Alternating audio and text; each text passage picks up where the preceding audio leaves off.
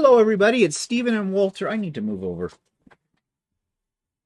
Better. It's Stephen and Walter with special guests today. Walter couldn't make it. We have Mr. Magoo. Yeah, Walter's got a little eye infection. He has to wear his glasses. Of course, as we're about to get on an airplane to go to Australia. Well, remember one time we went to Australia and I had a tooth infection? Yeah, I do. Yeah. And guess what it's doing outside right now? It's snowing. Yeah. And it's supposedly a fairly large snowstorm today, too. We haven't had it all winter. Spring comes, we're going to Australia, it dumps snow.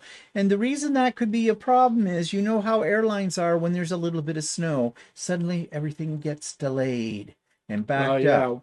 Yeah. I've been watching like this particular route we're taking is served is constantly running. Like, it's constantly. So if there's a glitch today, it may affect us 2 days. Yeah. So who knows when we'll get to Australia? We're supposed to fly out on Sunday. But by the way, I forgot to say that this is So Chatty, episode 138, and it is March the 22nd, 2024. So yeah, jumped right ahead in there. Okay, so today we're doing, which is pretty much almost our very last session on machine embroidery. More about that later. And we're going to look at editing files that come with most embroidery machines. Again, more about that in a moment. But before we get there, let's take a look at what I've been working on. And this is the Colorworks, it's called. Colorworks quilt. This one I was working on when we went to Stephanie Stitch's quilting retreat in Georgia at New Year's. And I finally got it finished, got it on Lucy, got it all in quilted and the whole bit, and it is done. And it's quite colorful, and I'm pretty much pleased with it. There's a few little things I could have done better, but yeah, this is not a pineapple quilt, okay? I've had a couple of people say they thought it was a pineapple quilt, but it's not. It does look, when you first glance at it, it looks like a pineapple quilt. Yeah, it doesn't really look like a pineapple quilt to me either. Well, no, yeah, because it's not. But at first glance on it, you might think that, but it's not a pineapple quilt. And I just finished this morning the top of the Progressive Pride Flag quilt. This one was a little tricky because it's only half square triangles, but it was getting them, especially with that V at the top, getting that incorporated and getting everything the right way. And I did have to rip out a few once before Walter saw it. He's looking at it now. He's staring at it. He's giving it his Mr. Magoo wonky eye, trying to figure out if there's one turned wrong. There is not. There is not. You won't find it. Stare all you want, but there is not, because I have stared at it and gone over it, and I went through each and every block next to the diagram. It's not. You're looking. He's going to try. He's going to find. He thinks he's going to find it, but he's not going to find it. So, anyways, now the pattern did not call for a border around it, but I like borders on quilts. I think it finishes them off. And although this is supposed to be sort of a flag, it's not a flag. It's not going up on a flagpole.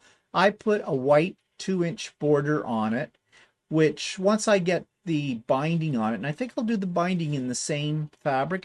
I don't usually do bindings in white, but I think I will in this one because I want the binding to kind of be unobtrusive. I think if I do a colored binding on this, it's going to take away from the center part of the quilt. And I do have some Pride fabric I've been hoarding for quite a while that I think I'm going to use for the backing. And I don't have it in wide back, but this isn't that big. It's only about 38 inches, 40 inches across, and about, I'm not sure what it is down. I have to measure maybe 60, something like that, which is, well, it's a fair size. But I will probably have to piece my backing fabric. Hopefully I have enough of it. But that's okay. But I think I really have to use the Pride fabric on the back of this because what else would work with it? And I don't know what I'll use for quilting design. And these are all decisions that will be made when we get back from Australia. So I think I just cut us off there for a second. Speaking of Australia, Walter's finishing up a shirt. I assume you're taking this one too. You're gonna give it. Oh yeah, I guess I should. No, like shoot, I don't want to see. Okay. So yeah, I just have to put the buttons on it, and I'll be done. This is actually should have pinned it at the front so that you get a The better overall look at effect it. of it.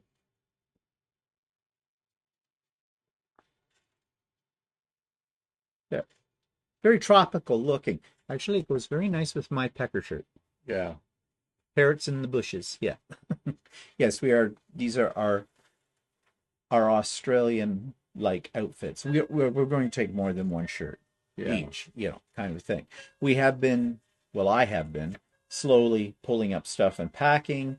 And tomorrow's going to be the big day because it's Saturday and we leave on Sunday. So tomorrow we'll be concentrating much more on getting everything together to get packed and ready to go. I'm a little bit antsy about this trip. It's the flight business and the weather and everything else. It will work out. I don't know how. It's a mystery. Okay, so some announcements. Well, we're leaving Sunday, but Sewing with Stephanie and Stephen, of course, will still be going on because Stephanie's still here. And Stephanie will be ruling the roost, keeping everybody in line while I'm gone. While the cat's away, the mice will play, all that kind of thing. So this coming Wednesday, and the Wednesday after that, and the Wednesday after that, you will be sans Stephen, maybe, depending where I am, what our technology is, me, and the timing. And the timing. Timing's very important on this because we'll be a day ahead of all of you guys. We're traveling into the future. Um, I may pop in for a minute or two. But the link for it now has changed. Usually I have the link in my show notes. There is a link in the show notes, but the link in the show notes right now is a new link because Stephanie created this one. And you can also get it on Stephanie's YouTube channel, Stephanie Stitches, if you click on the community tab. And that's on her main YouTube page just near the top. You'll see community, click on that, the link will be there. And the time is still the same. Starts at 9 a.m. Eastern and runs until Stephanie gets bored with you and kicks you all off. Yeah. Just advance notice. I'm sure most of you has seen the video. If you have not, look for it. I put up a special video on Monday about the Idiot Quilter Spring 2024 retreat. It is actually going to be held on May the 4th. Registration, let me impress upon you this again. I've already had one person today try to register for the retreat. The registration does not open until Saturday, April 20th at 9 a.m. Eastern. Okay? If you write to me before then wanting to reserve a spot, you will be ignored because I am not going to open up registration until April the 20th, 9 a.m. So keep that in mind, please, that's when it's happening. And I have a feeling that once it does open up, I'm going to fill up very quickly. I can handle 96 people at this. That sounds like a lot, but believe me, it will probably fill up within a day or two. So you snooze, you lose. Okay, but if you haven't seen the video, please watch the video because it has all the ins and outs of everything about that. Okay, and of course, while we're in the land down under, we will be trying to post videos. I'll probably try to do at least a short every day, maybe several in a day about wherever we happen to be, what's something interesting we see. We will try to do a couple of lives. No telling what time those would come on or what day of the week. The schedule is all random now. So the best thing you can do if you want to keep up on what we're doing in Australia is to make sure you're subscribed to the channel, of course, but click the notification bell to get all notifications. And even if you're already subscribed and you did that some time ago, YouTube has this way of changing that around so you're not getting notifications for some reason. So you might want to go in and double check, click on the bell again and hit all for notifications. And then you won't miss out on a moment of the excitement we will be experiencing if we get there. Okay.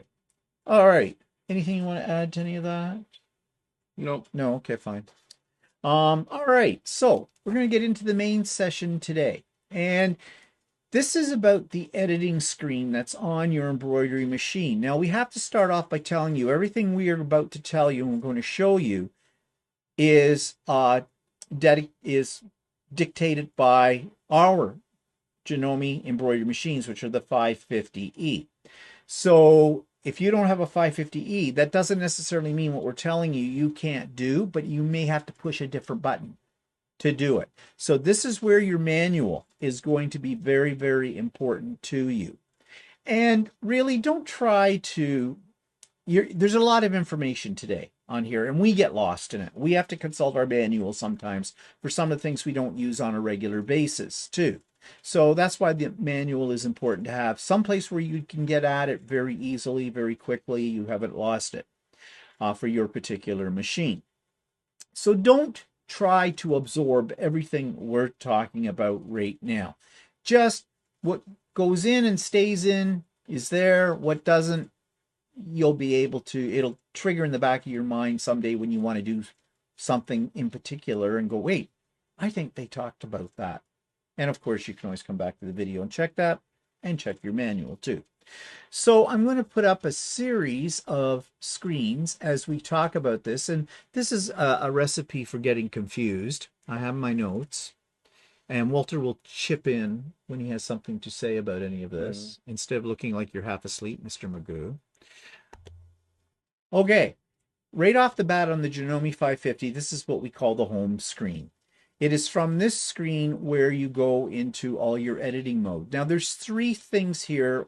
We're only going to talk about two of them, and we're going to primarily focus on the one to the furthest right, which is the little grid that you see there, the little squares. Ignore the flower, ignore the ABC for now. This is what we're talking about. And this is based essentially where you'll do most of your editing. Now, before I start talking about what you can do as an editing, does this take the place of a digitizing program? Yes and no.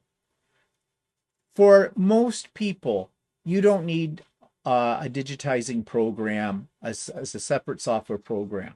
You can do most fundamental basic editing things like adding text, moving images around, flipping them upside down, doing whatever from what's already built into your machine. So don't feel like I did when I first got an embroidery machine, ran right out and bought Artistic Digitizer that cost me like about $1,300. And how many times have I used it? I have used it, but not a lot. Not a lot, because most of the time I can do it here from the screen. What about you? Do you use the screen a lot? I don't actually use the screen very much. What do I you don't use? edit very You much. don't edit. Well, that's, yeah. Yeah, I don't tend to edit very much. I have used Artistic occasionally, but that's usually to develop something from scratch, a brand new design. Something really unique. Something really unique, but there's a huge learning curve into doing that, and it can take you hours and hours and hours just to do something simple. Yeah, yeah, and it can be very frustrating with it. So, yeah, the editing on the machine is a quick and easy way to do some manipulation to the design. like if you want to alter where the design is in the layout, if you want to change the size of the layout, if you want to add text to the layout, those kind of things. That's what these screens we're about to talk about do. So let's move right into it. So you would click on that screen right there, or that icon, and move my slide over. And this is what's going to look like. So let's talk about the parts that are on here. Right at the very top of your screen, it's telling you what hoop you are using at that moment in time. Now let's pretend there's an image on this screen that you're going to edit. And that would then the hoop that works with that image would be up there at the top for you as a quick guide. And it also tells you what the size of that hoop is. That's basically information. It's not all that important at this when you're in this stage of it, but it's there for you. Down here is a menu bar, and you'll notice there's a little cursor key at either end, so you can go forward or backwards, because there's more icons than just these 4 that are showing up. And the one that's currently in use is the one that's always highlighted. Anything that's grayed out, that's not, you can't access this right at the moment. There's a hand and there's a magnifying glass. The magnifying glass is exactly what you would think it does. It magnifies. We'll talk about that. And the hand and these little cursor keys will allow you to grab your image and move it on the screen wherever you want to go. And if you're familiar with moving things around on a graphics program, this won't be anything new to you. It works very much in the same manner. And then there's an OK button and an X button. X just takes you out of the screen, back to where you were before. And OK means, yep, I like my changes that I've made in this graphic. I can click OK, and all those changes will appear on the main sewing screen again. We're not going to talk about these buttons because we've talked about these in one of the earlier videos. So we're just concentrating in here. This is the editing screen. Okay, this one is called the hoop size. And when you click on that, it will show you all the hoops that your particular embroidery machine can handle. And these will be different depending on the make of your machine. These are the hoops that Janome recognizes, and Janome has their own name for all these hoops. It defaulted to this one mainly because I had a graphic up there before I took this picture. And that's the one that was on your screen too. And that was the one that was on my screen and as well. You'll notice that there's 2 screens here, but the last hoop that's available on this machine is the R36B, I think. Yeah, I don't have a picture of that, but you see here, anytime you see a number, this means 1 out of 2 pages. So I'm on page 1. If I want to go to the second page, I would just push one of these cursor keys to go forward or to go back. And on this 550E, all the hoops except for the R28B are supplied with your machine. The RE828B is an optional hoop you can buy separately. Yeah, and the hoop that you are going to be working with is the one that's highlighted. Now you can change this. If I had an image and I want to make it a little bigger, but and you'll see how to make it bigger in a moment. But if I made it bigger, but it wouldn't fit in this hoop, it's too big, then it won't let me do that. So what I have to do is pick the next hoop up in size, and then I'll be able to do my manipulation and things with that. It's a safeguard more than anything else, so that your needle doesn't go outside of the hoop and puncture the frame, or worse. It's in there. So that's a good thing for it to have. So that's adjusting your hoop size. Let's say you want to duplicate a design. So I have my little gnomes here. I do not have to load another gnome in. If it's exactly the same image, all I have to do is go to this icon that shows the 2 pieces of paper. That's the duplicate key. I click on whichever piece I want to duplicate. If I want to duplicate like this whole gnome, I just click on the gnome. A little box comes around him. I think you can probably see that if you look carefully. And I'd hit the duplicate and it would put it onto the screen. Now, the thing is, it'll place the duplicate right on top of the original image. So you'll need to hold down your left, click on that image and then use these cursor keys or the hand key to move the duplicate off the top of the other one and put it where you want to. You might think when you first click on that little icon that hey, wait, it didn't duplicate it. And then you'll keep clicking it and you'll have multiples because it'll do more than one. It'll do as many as you want, basically. I think it may have an upper limit, but you have to drag them off of each other in order to see them. So keep that in mind. If you don't at first, you click on it and you don't see anything, just click on the image, hold, and move it over to the side, and it'll be there. And then you can do whatever other editing you need after that. So that's the duplicate key. The next one, this one, trash can, right here, does exactly what you'd expect it to do. Highlight the image by clicking on it. And here again, there's a little green box, very hard to see in this video, I know. There's a little green box around that. then I click the garbage can, and whatever's in that little green box will be deleted from here.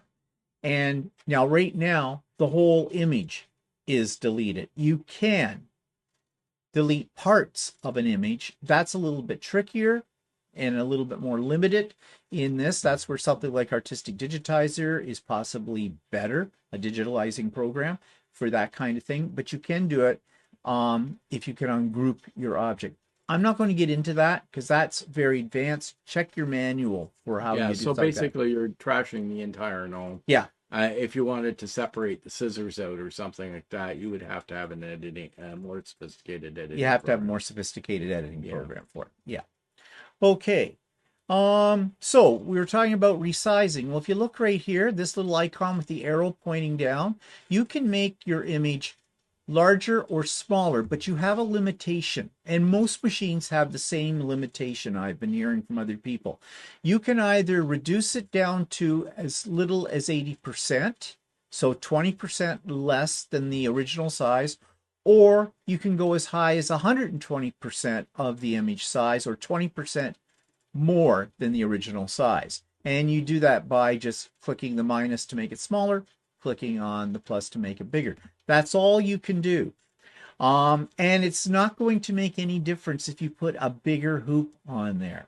They do this because when you start manipulating the size of a file in embroidery, your stitches can go wonky if you try to do real extreme changes. Again, this is where something like a digitizing program, if you really want to make something much larger than the limitation of your machine, then you need a separate I think digitizing. what happens is it just reduces or lengthens the stitch length of each of your stitches, and there's a limit to how much it will do. Because then you'd get, if it didn't have this limit, then you'd start getting gaps between your stitches and things like that, and the stitches would become like looser, so they're not going to stitch out properly. So that's a safeguard that's built into the machine. Okay, so rotating. Can you rotate your image? Yes, you can. And right here, this one with the little arrows going around, that's your rotation. And when you click on that, you'll get this screen. This tells you what degree of rotation you've gone to. But here, if you want to do it quickly, you can go in 45-degree increments either to the left or to the right, or 1-degree increments. So very small changes until you get exactly where you want it. You can also just click on this and put in a very specific number. Let's say you want to go 90 degrees or something like that. You can type that in on your screen. And these screens are all touch screens, by the way, and the screens come with a stylus most times. I seldom use my stylus, but you can. Sometimes the stylus is good if you've got to do something that's very small. And your fingers cover everything. If you're editing on this screen, sometimes it's helpful to use the stylus. Yeah. But, and I think most embroidery machines work that way as well. And then when you get how you want the image to look, you just click OK, and that takes you back to the main editing screen again. Okay, so next is, now these are getting a little bit more complex. And again, this is where you want to go to your manual to check out how you do these things. Flipping. Notice these icons, and they could look different on your machine. This means you can flip the image horizontally, or no, vertically, from top to bottom. So turn them upside down if you wish. And this one means you can flip him horizontally, like left to right, right to left. So if you look, if you look here, I clicked this one and I flipped them upside down. Now you notice, look at the placement of the scissors right now, because then I clicked on this one beside it for horizontal flipping, and you notice the scissors are on the other side. So when you use this in conjunction with when you're moving images around or you're duplicating them and that kind of thing, this is where you'd probably use these kind of things for, a design. However, okay.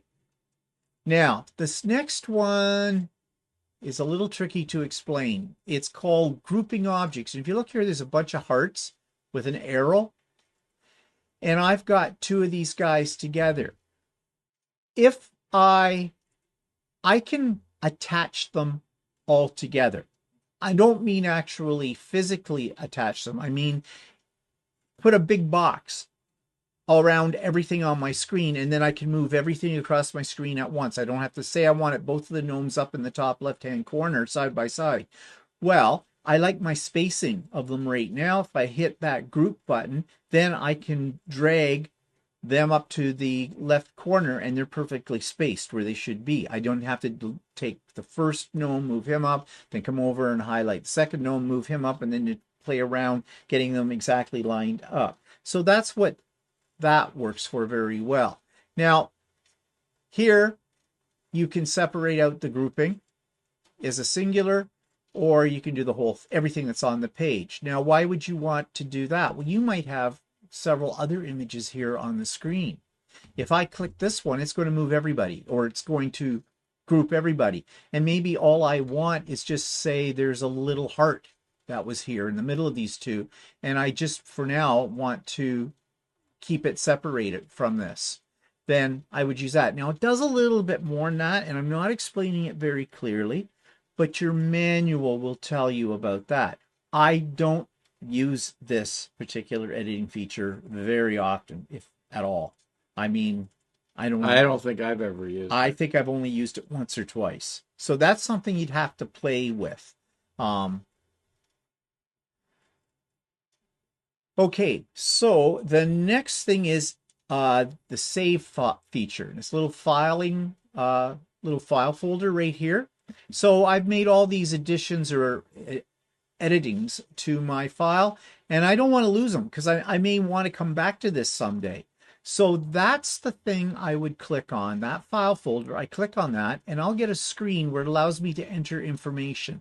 It's going to default to what your graphic is, like in the. It also defaults to your internal memory of your machine. Yeah, I was going to say that, but Mr. Okay. Magoo got ahead of me. But before we get to that, you'll notice here it says Jeff Plus. Well, that's the kind of file that it's going to save it as, because that's what my embroidery machine reads. Your embroidery machine might be a PES if it's a brother, or it might be some other format for your machine. It defaults to the letter M and a number, which you could save under that, but that's not going to mean much to you. So you click on the pencil, and now you can type in here a name that means something to you. You do have a limitation of the number of characters. I think it might be 8, might be 10. I don't remember, but that's what you put in there. But now what Walter was going to say. So Walter, explain this. Okay, the area where it shows the sewing machine highlighted, it will save your design to the internal memory of your machine. So it'll always be available every time you turn your machine on. However, if you want to save it to a USB, you have to have a USB inserted into your machine, and you click on that area that says USB, and then you can save it to your USB. And you'll also notice something else. There's a folder here. On the Janome machine, you save your designs in this folder. Otherwise, it may not be able to read the design. It's just one of the quirks Janome has. It's stupid. I'll tell you right now, that is a stupid design feature. And it gives people a lot of problems because everybody forgets that. You'll hear people say, well, I saved my file over to my USB drive, put my USB drive into my Janome machine, and I can't find my file. It's not showing up. Actually, I'm not sure if you have to do that in there because you have to save it in your EMB file. Yeah, you may not have. Okay, yeah. That's this one up here. Yeah, you're right. Yeah. But anyways, you have to make sure you save it in the right spot. Your manual helps. Notice here this number. This is for the internal memory of the machine because that's what's highlighted. Not a lot of memory on these machines.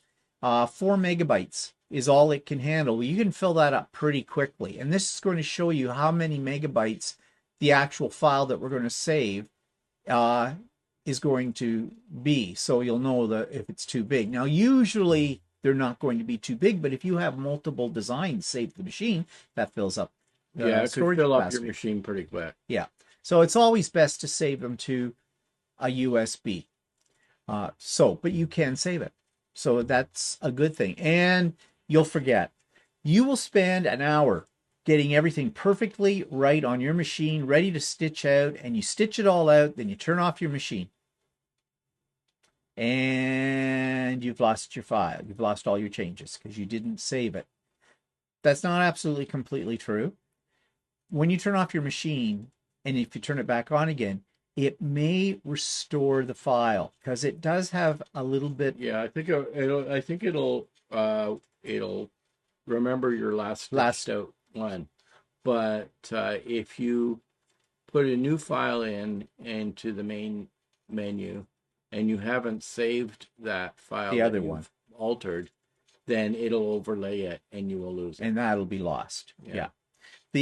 That's the restore feature we're talking about. We mentioned it before. Like if you had a power failure or something, or for some reason you blew a circuit breaker in your house and your machine went off in the middle of a design, when you turn the power back on, it'll ask you, do you want to resume the last file? And you just say yes, and it'll pick up where it left off then. But in the case of what we're talking about, as Walter just said, if by chance you forget to save what you've already altered and you brought up a new file, you've lost the other one because you didn't save it and you'd have to start all over again. And you will do that. Believe me, ask me how I know. Done it on more than one occasion. Forgot completely that I should have saved that and went, ah, crap. So don't be an old crapper there. All right. Now, getting into a few things that don't happen a lot, at least for us. This is called, are you going to throw up? No. Okay. Well, you're doing the same thing. I'm not. Must be your glasses. What this one is called, if I go back a few screens, this color wheel that's on here, this is what will come up when you click on it. This allows you to change the color on screen of the various parts of your file. Notice right now, first thing that's highlighted is the gnome shoes, and it's coming up as pink. That happened to be the default color that the file had originally.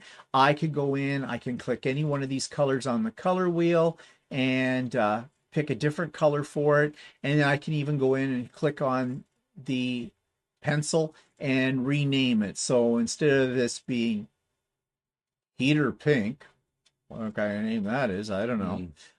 And I put in blue, and I can call it Hawaiian blue. I don't know, whatever. And the keys here, they just allow you to move to each through piece. the different colors. Yeah. And these are actually your stitch colors, or your thread. What do they call it? Your thread breaks or thread stops. Right. In there for each color changes. That's what I want. Thread color changes. Okay. But it's not going to affect the thread that's actually going through your machine. No, I mean, what I usually do is I don't even bother putting it on the graphic. I just decide that if I want blue feet, I load blue color in. Yeah. Now, mind you, I do keep notes when I change the colors on some files because I know I'm going to be printing out the same image multiple times on different projects, and I want that color sequence. So I write it on a pad of paper. And I put the number down, I put the color I want for each color stitch. Like, right. This is what I'm talking about. I could do it in this instead and use that as my reference. I just find putting it on a pad of paper is easier than going in here and... No, the colors that they're listing on here are the default colors for the machine. Yeah. And the type of thread you're using may not be what the machine is referring to. Now, you notice this is the highlighted thing here. That's for the actual image. This is for the background. If you click on that, you can change your background color. I leave mine on white. I find but a lot of times the background color is not what you stitch out. Well, no, you're not sticking out. I mean, that's the actual grid that you see on there. But in certain cases, and I've never used this feature, but there might be some colors you're using in something that would show up better on, say, a black background Yeah. on the screen. It's not going to make any difference to what you're stitching out whatsoever. It just maybe you're having some trouble with your eyesight or the lighting in your room. Or you might want to see what your stitched out uh, project will look like on the color fabric that you're Yeah, okay. I forgot about that. Yeah. So if if you've got a blue background fabric and you want to see how these particular colors you're going to use are going to show up on that, it'll give you an approximation. Yeah, that will help. Yeah, okay. That's probably more the important part of that. I'd forgotten about. Actually, that I should use that feature on some of the things I've been doing lately. Oh, well, forgot all about that feature exists. See, this is what I mean. Consult your manual. Okay, so where's that take me to? That was changing colors individual hours. Okay, group colors. Grouping colors. Now this, I'll show you the icon for this. I have to go back a few swoops. See this one with the little thread spools on it in the color bar? Okay, this is what we're talking about now. This is grouping colors. So let's say I had I have two gnomes up on my screen. You're only seeing their beards right now because I have it set for that. But both of those beards are the same color. I'm going to use the same color for them. But what the embroidery machine is going to do is it's going to go through and stitch out one gnome entirely, and then go to the second gnome and start all over and stitch that all out. Well, that's not the most efficient way, because if you've got a lot of color changes you have to make, then you're bouncing all over the place. So this will allow you to, okay, I can stitch all my white pieces that are going to be in white thread out first. Then I can do all my reds. And so I only need to make one spool change or one thread color change instead of having to bounce back and forth to them all over. Now, on ones that only have 4, 5, 6 colors in it, it's not a big deal. But like the ones that Walter does that have like 30 color changes, this can make your process a little faster. But one word of caution. Sometimes colors are printed out in a certain order to give a certain effect. Like you might have two different shades of blue. One is stitched out first, the second one is stitched out right after it, and it gives sort of more depth to the image.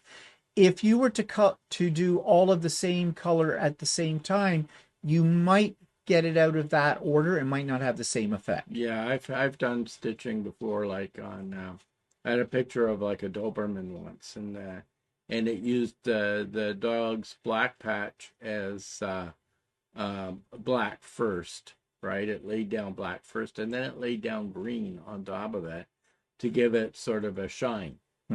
And so if you get those colors reversed, it may give you a different effect. Yeah, so you got to be aware of that. But if you're doing something maybe only has 10 thread changes to it or 10 color changes, this might work very well. Or if it's like I've got my two gnomes side by side, so it'll just go to the first gnome, do his beard, it'll go right over and do the second gnome's beard too. And so I don't have to, have the machine stop and change colors for that.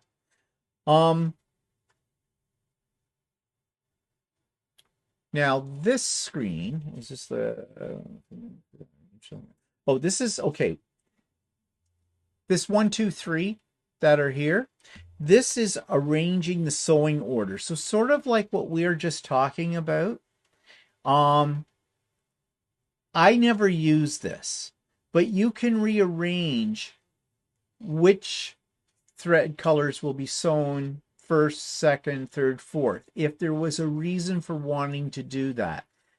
Beyond the reason that Walter just stated, I'm not sure when you would use that. But you can do it. Again, that's something on a need-to-know basis, and I haven't needed to know that. And that is something probably you'd have to, depending on how complex your design is, you may have to fiddle around with that. Yeah, you'd have to play with that to see if it's going to give you an effect. If you're doing a simple design, I don't see it being a problem. But when you get into the complex designs, it could be an issue. Then it could be an issue changing that. So, but it's there. That's probably one of the more advanced features, let's say. All right. The next one is this heart.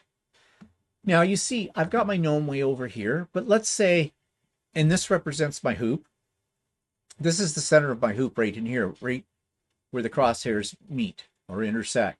So you see here, this has got a heart in the center. So if I want to move him to the center, instead of dragging him to get him exactly in the center of the hoop, all I need to do is click on that icon and he will move over to exactly the right spacing in the hoop to be centered, which is a feature you might use on a number of occasions.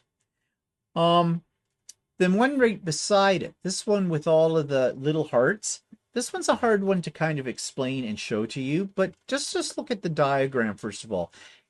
These diagrams often give you a good clue as to what they're going to do.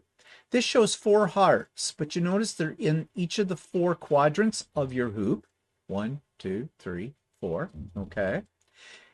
So it's going to take your image, it's going to duplicate it so there are 4 of those images, and it's going to place them in each of these quadrants. But it's also going to flip them. Mm-hmm. It's going to make mirror images. So now they show it with a heart, which is hard to see a heart and mirror image for left to right horizontal. But let's say it was my gnome. If it was my gnome that I was using, his scissors here, this gnome that you're seeing on the screen would be in this quadrant up here, and his scissors would be pointing to the left. But in this quadrant, he'd appear, but his scissors would be pointing to the right because it would flip him horizontally. It also flips him vertically. So that's why these hearts are upside down. So this is going to look like a mess. But there he is. Okay. You see what see, these are flipped all over the place. I didn't take the time to organize it. This is where I'd use my editing tools. I'd move them around, I might resize them, the whole bit. But it's a quick way to get something. Let's say you use something like a butterfly and you want one in the corner of your fabric, in each corner. And you wanted them to go, so that they were, if anybody took, say you were making, I don't know, a napkin, a placemat or something, and you want this in the corner of your placemat, then it would rotate them so that they are in what would be a normal viewing mode. In other words, you could take your piece of fabric when it came out and turn it 90 degrees, but everything would still look the same, stay in the position. Do you understand what I'm talking about? Do you get it? It's a quick way to do it. How often do I use this? I have used it. And it's actually kind of handy to have because you don't have to do then any adjustment into positioning in each quadrant. It'll position it exactly where it should be. You can manipulate the size again using the sizing editing thing. You can have some fun with this because you can create designs with certain shapes that look kaleidoscopic. So, like a heart. Think of a heart. That graphic looks weird because it's different than what the squares are showing. Yeah, I know, but that's because I think I played around with it and started sliding around and I forgot that and didn't leave it in its original position. So ignore it. Just know that it puts it in the just put it this way. That will put 4 of your images in each corner of your hoop. And then from there you can manipulate them whatever you want. If you move them all closer to the center and you change the rotation on them a little bit, you get more of a kaleidoscope effect. Now, maybe with the gnome, that's not going to work so well. But say the heart, picture it. A heart at a 45-degree angle coming from the center and then 4 of them around, that's going to create a whole totally different shape. Mm-hmm. So you can have fun playing with that to see what you're going to get in a kaleidoscopic look. Okay. Enough said about it. That's something you'd have to play with. Okay. This one is so the entire pattern in one color. In other words, you're not going to have to do any thread changes. So when you click on that, you'll get this menu coming up. So all layers without stopping to change colors. So let's say for some reason I wanted my gnome to be all white. Of course, I'm going to lose all my definition if I did it all in the same color. But let's just say for some bizarre reason, I want him all one color and I don't want to have to do thread changes on something. This actually works very well if you're doing something like freestanding lace. If it has several colors, and I've done this with freestanding lace. The file has come and it says, there's 4 color changes. Say it was on a butterfly. So the wings have certain parts that are a different color from the main part of the wing, and the head's a little different, the body's a little different. But I've decided I want to make it all one color. I click on that button, I say okay, and there's what the gnome would look like. He's all one color. Okay, so you see I've lost all my definition in that particular one. But on something that's a simpler shape, Yeah, like you might have a letter with shading on it or something yeah. like that, and you decide you just want the letter to be all one color. So you can click on that, and so you don't have to worry about having to make thread changes or the machine stopping and starting again. It can save you some time if that's the effect you want. And I use it the most when I do freestanding lace that might be in a variety of different colors, and I only want it all in one color. That's where I've used it the most. Okay. What's this one? Okay, this is where we get to the ones down in here. We've been talking about this bar here of the various icons and editing features. Now, the magnifying glass. The magnifying glass does exactly what it says. You click on that, it blows up your image a little bit. Okay? If you were doing some fine editing and you needed to see the detail for some reason up close, you can click on that and that'll blow it up. And that doesn't actually increase the size no, of the stitching. It just increases the size of the picture it's on just your it's just for viewing purposes viewing, only. yeah. It will have no effect on what you're stitching out. That's just so you can see it a little better. And of course, the magnifying glass with a minus sign on it now puts it back to its original size. You'll also see on here the the move buttons. We've talked about those a moment ago. You can put your finger, if it's a touch screen or your stylus, onto your image and you can slide it all over the place. These allow you to do a little bit of nudging, fine tuning exactly where you want it to go, because they just move by little tiny increments. And the same with the hand. If you click on the hand, it allows you to move things a little bit more. I don't know. It's a little redundant key because on our machines, that's a touch screen. So I just put my finger on it. I can drag it to wherever I want. The hand I don't really need, but I guess... Yeah, I suppose the arrows can allow you to move it by the machine by clicking it on the mouse. Yeah. But you could also use the stylus to move it around. Yeah. Now, I hope I'm not lying about these for just a second. So this dawned on me on something here. Yeah, let's move pattern. Okay, I was thinking there is another section where you can move the hoop around, but that's under these settings up in here. When you hit that, that'll allow you to move the hoop around. For I don't know why you want to do that, because this part allows you to. You might want to move the hoop if you're going to try and cut your applique, trim your applique, and you don't want to take the hoop out of your machine. There is a way that you can click on a button that looks like these cursor keys to a certain extent, and it'll move your hoop down closer to you. It's still very awkward. I take the hoop right out. I don't take the hoop apart. I take the hoop out, and you saw that in a previous episode on how I do trim my appliques. So you can do that. But this just moves the image around on the screen for you. And of course, when you move it around, it does make changes. Because if I move him up here using those keys, then that's where in my hoop, that's where he's going to be stitched out. So keep that in mind. It's not just moving it here visually, it's placing it where it's going to be in your hoop. Yeah, like, I mean, you might want to, if you're doing, let's say you have a piece of fabric in there that you want to position your image on a certain part of your fabric, and you thought you had it hooped okay, but then you realized that maybe you wanted it tweak where it was being stitched out on your fabric. You could do it there. Now, all of these editing features on here, and this is what I said at the beginning, you won't remember them all.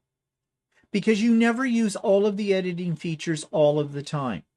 It certainly jogged my memory today. Yeah, well, there's a few on there too. And I will admit, there's a couple on here that might do a little bit more than what I told you they do because I don't use them. But that's where your manual comes in. What I do oftentimes is I have a problem. I look at my screen, there's something I want to do, and I say, I wonder if I can do that on here. That's when I pull out the manual and Yeah, start actually, you may going through have it. to just actually play around with it. Yeah. But there's lots of other help too. But before I talk about the other help, I want to insert a little video clip here because we had a user or a subscriber ask us if we could show how you add text to a graphic. So I did a little short 2-minute video showing you how you add text to an image. So I'm going to insert that in here for you right now. So to add text to an existing file that you have on your screen, all you need to do is go back into the edit screen, which is up here. We've seen this before. Go to the grid, ignore the letters that are here. Click on that. Click on the letters. Put in what you want to add. Just add the name gnome. And click OK. And so there we have text. Now we can manipulate that text within the edit screen. You see here, this was grayed out before, but now it's giving us some options. And we could make it circular.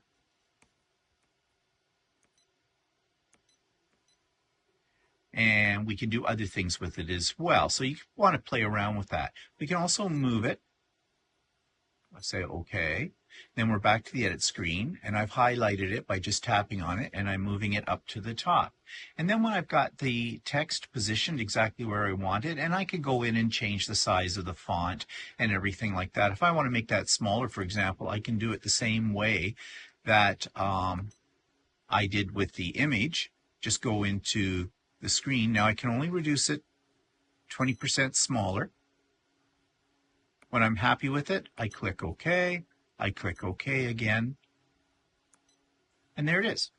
So that's all there is to adding text to an existing image that you have on your screen. But you have to have, in order to add the text in this editing mode, you have to have an image on your screen first. Now, if you just wanted to do something like, let's see, let's get out of this. If you just want to add plain text across it, you could use the built-in fonts that come with your machine. And all machines come with a variety of fonts. And let me just clear this off the screen and show you what I mean. So we'll just trash this. We'll trash this. We'll go back up to edit and we'll click on this one, the one with the letters on it. And now I can put in whatever I wish. And there is a limit to how many letters you can put in. And you can usually change the size. Right now this is set at medium. If I click on that, it'll go to small and large. And it'll also let me change the font. And you won't see anything changing here. You won't until it goes back to the screen. And I could save it as well using the same method as I used for saving an image before, except that the button for that is up here at the top. And this allows me to go all capitals or all lowercase. When I have it the way I want it, I click OK.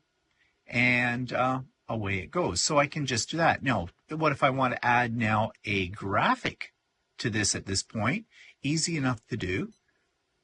I just go into my file, I find a graphic that I want, and there it is. And now I can manipulate this, move things around to whatever I want. I can even change that text so it runs horizontally, or I can reverse it, whatever. So you can do all of that right here on screen. Now, if you have other questions about what you can do with when it comes to your embroidery machine, both in editing and in general, there is an excellent series of YouTube videos that are put out by Embroidery Library. This is one of the websites that we go to a lot to get our designs from, and they have a YouTube channel. And in their playlist for the YouTube channel, they have all kinds of short little video tutorials showing you how to do different things.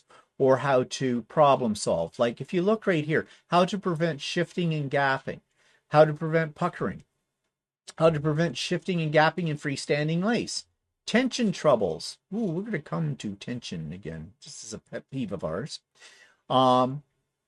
How to use your color sheets, etc. There are quite a few here, and there's even some near the bottom for embroidery beginners, 2 of them, and how to choose machine embroidery stabilizer.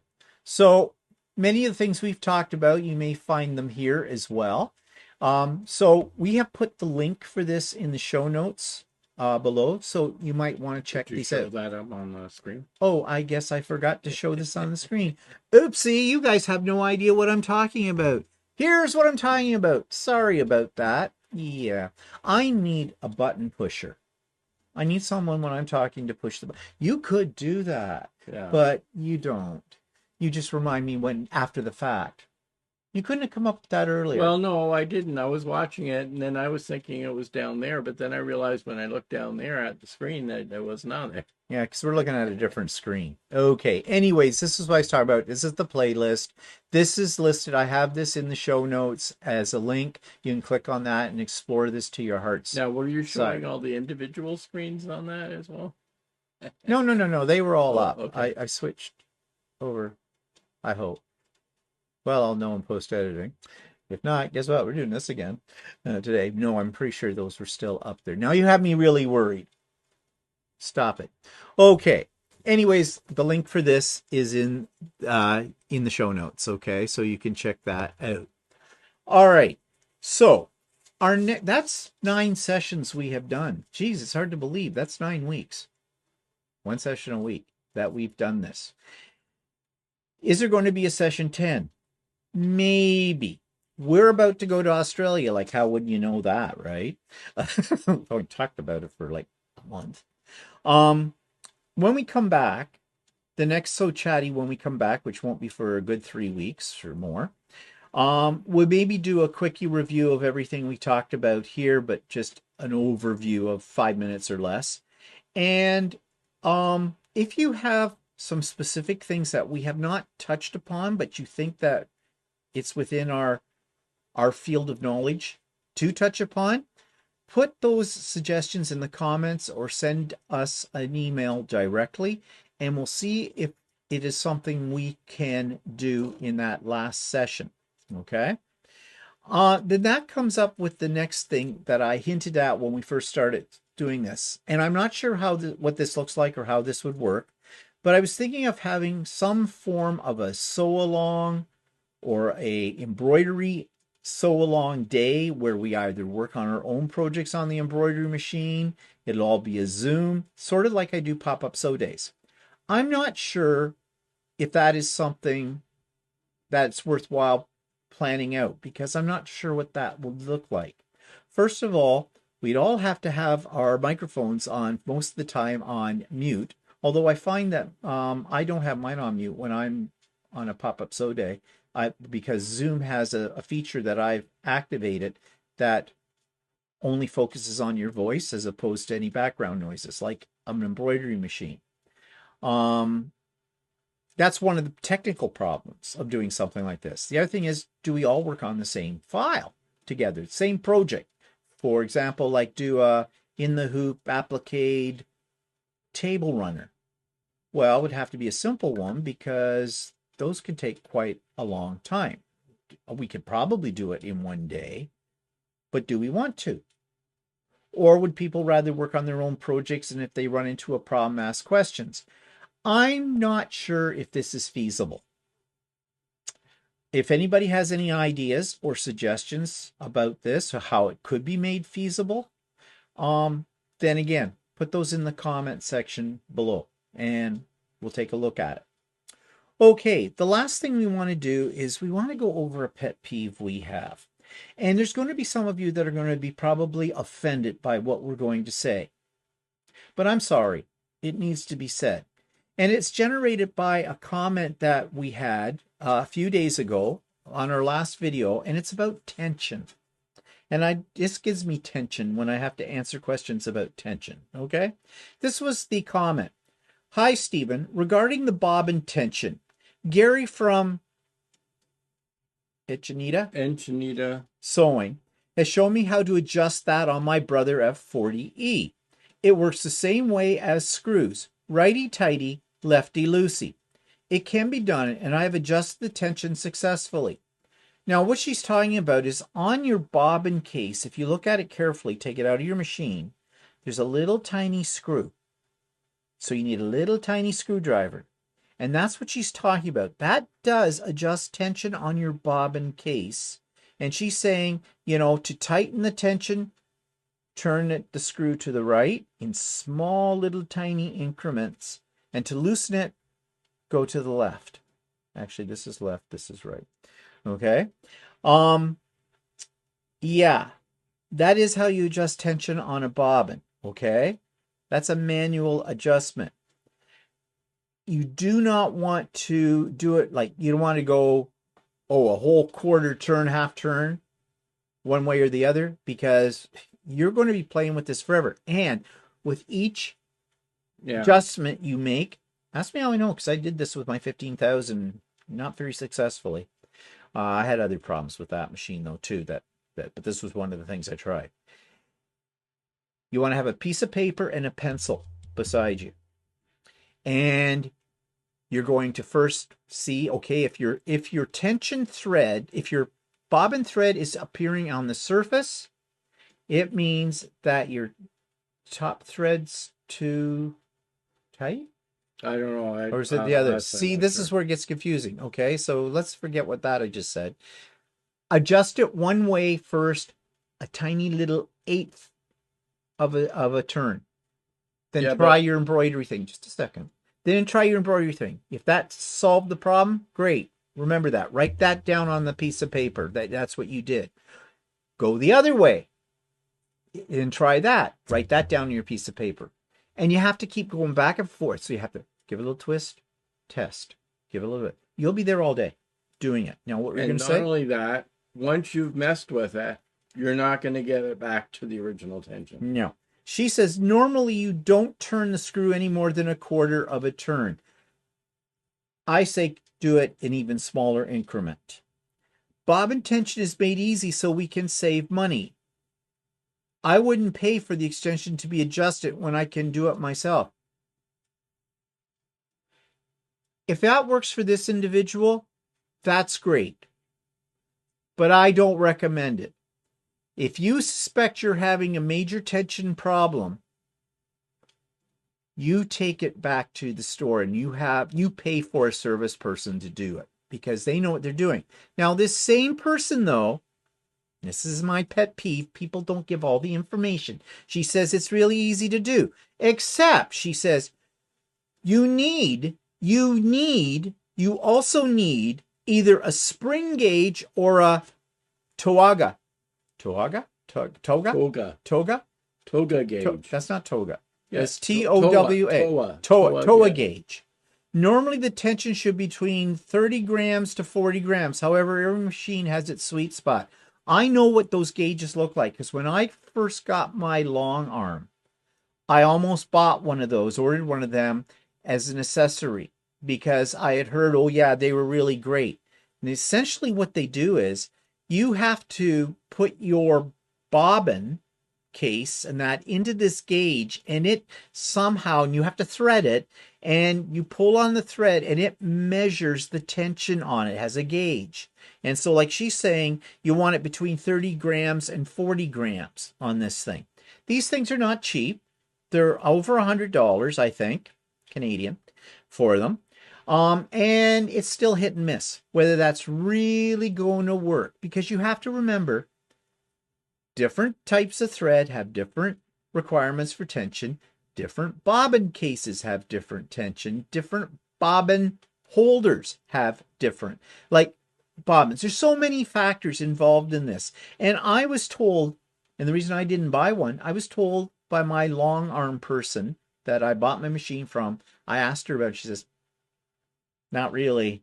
She says they're a pain in the butt. And she said, "Don't touch your And she tension." said, don't. Now, this was a long arm, okay? She said, do Yeah. not touch the But tension. that we've had that from our sewing machine dealer too. Yep. When if you mention the screw on the bobbin case, they say don't muck around with it. It cause you more problems, so more grief than you expect. And any of the times I have had like the thread coming up or something like that, a simple rethread of the machine or New needle, like I or mean cleaning, or like I mean, oiling. I'll be going along and my thread's fine, and then all of a sudden, for some reason, it's pulling up from behind, and basically my machine needs cleaning, or even if there's only a fine dust in there, it may need a little drop of oil, it may need a rethreading, and all of a sudden it starts stitching okay, and I haven't touched the tension, No.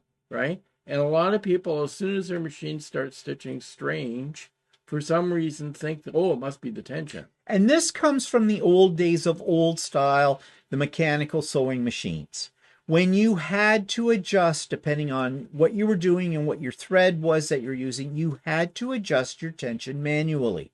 On the new computerized machines, and your embroidery machine is a computerized machine, you don't need to touch the tension on them. In fact, on the Janome 550E, there is no tension knob on it. Yeah. There is actually an electronic tension, so you could muck around with that if you wanted to for the top tension. But I wouldn't recommend screwing around with the bobbin. No, no. Like the thing about the electronic tension adjustment, it's usually set on auto. If you think there's a tension problem, go to it after you've tried the cleaning, new needle, putting in oil, all that kind of stuff. First, make sure it's rethreaded, as Walter said.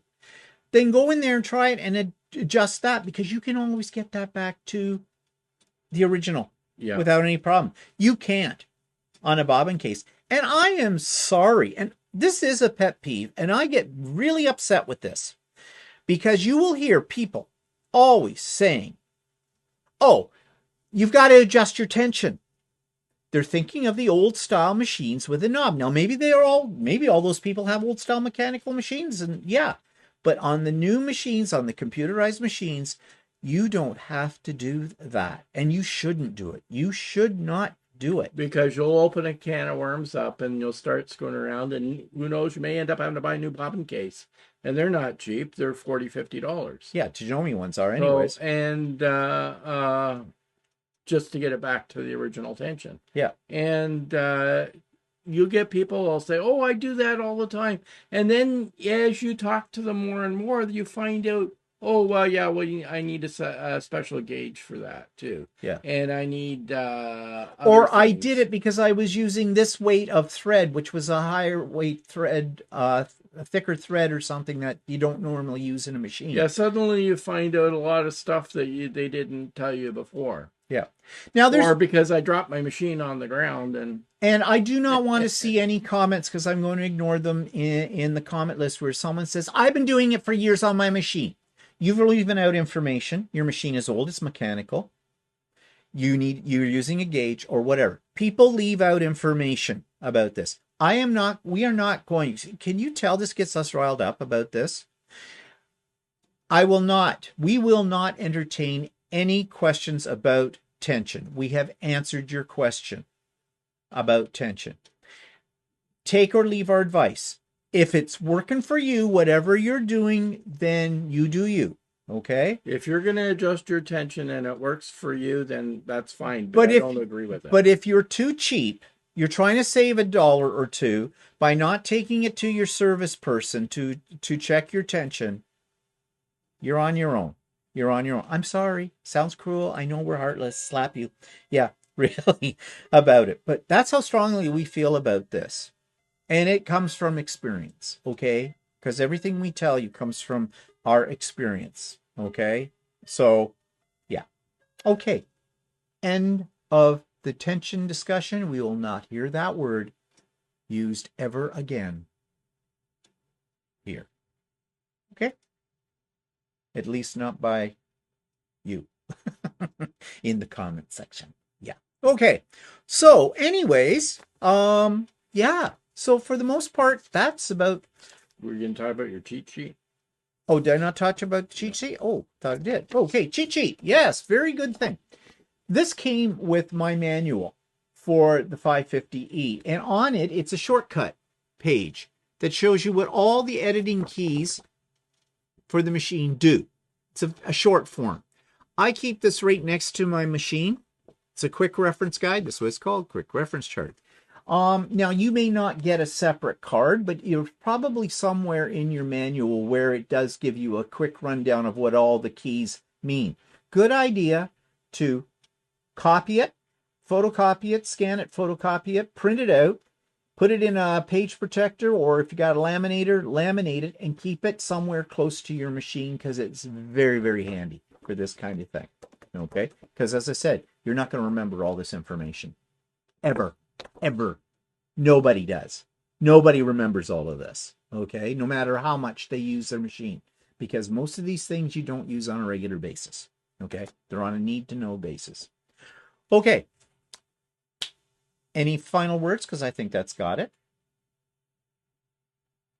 Oh, I see. Man, if you, I asked you. No, I don't have any final words. Actually, I don't use the editing that much on the thing. I haven't had a great need to do it.